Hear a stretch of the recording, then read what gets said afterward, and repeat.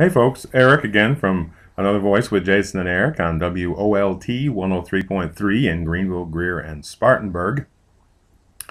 You can also go to canigetawordin.com and follow us there. Podcasts are there. While you're doing that, also check out pdoutfitter.com for all your firearm, emergency preparedness, camping, survival gear, all kinds of wonderful items there. Specifically the emergency preparedness, where if there's hurricanes or other natural disasters that you need to have something to be prepared, and they have all the tools to put together a fantastic kit. That's pdoutfitter.com. On Monday's show, we talked a little bit about the 81 vetoes that Governor Haley did in the budget for South Carolina. And we talked about some of the ones that we were concerned about. And there seems to be a theme through these vetoes.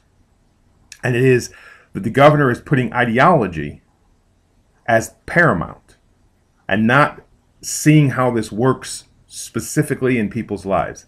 I'll give you an example that we didn't talk about on the show. There's a lot of people upset about vetoing funding for rape crisis prevention. And there's 4 vetoes dealing with health issues. And I'll just look at them. There's a veto of in the Department of Health and Environmental Control for South Carolina Coalition Against Domestic Violence, $453,680 she vetoed. She vetoed another $100,000 out of the kidney disease early evacuation and risk assessment education. Another $100,000 out of hemophilia, South Carolina Bleeding Disorders Premium Assistance Program. $500,000 from the South Carolina Office of Rural Health Benefit Bank. And $100,000 from the James R. Clark Memorial Sickle Cell Foundation. And this is what she said. I am vetoing each of these earmarks.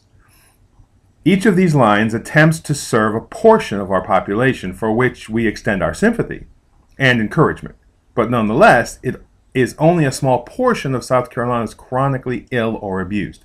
Overall, these special add-on lines distract from the agency's broader mission of protecting South Carolina public health. Each new special interest that earns an earmark takes more of the Department of Health and Environmental Control's attention away from its overall mission. Now, the problem is sickle cell, kidney, hemophilia, rape, those are all people who constitute part of our public health. And when we look at the rape and abuse thing, it cuts across all lines. We're not picking out a sliver and saying we need to take care of it. And we're not taking money away from the Department of Health and Environmental Control's main goals.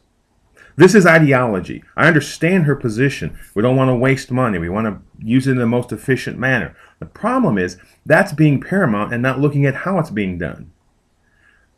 Your representatives, if you live in South Carolina, are coming back on July 16th or 17th, next Tuesday, to look at these vetoes. Urge them to override these vetoes. But you can see this throughout the whole veto message. She vetoed funds to the court systems to do some electronic stuff. And when the Chief Justice of the State Supreme Court criticized her, her spokesman came out and said, well, Justice has all the money they need to run the government, to run their courts. Well, apparently they don't think they do. Now, I'm not saying we should give money to everybody who thinks they need it.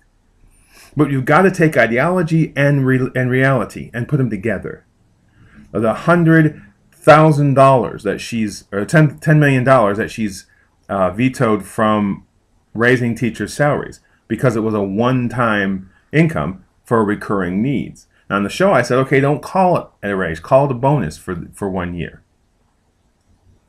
We have a governor who tends to look at ideology and stick to her positions on ideology without any regards to how it will affect the individuals. The Rape Crisis Center, the money that's being vetoed there, 37% of the budget for those groups would be gone. That's a huge chunk of money to try to recoup in trying to care for people who are in one of the most vulnerable states. We need to convince our legislators to go back and override these vetoes. But I have to hasten to some of my other friends who I hear out there who say Governor Haley hates rape victims or supports abuse or hates disabled people. Come on, folks. It's not that at all. I mean, again, you and I don't know the motives in her heart. I can't prove that she does or does not hate disabled people. What I know is that people do things for political reasons and not looking at the aspects of how it's going to affect other people. That's all this is simply. And we need to make our rhetoric and our debate be productive.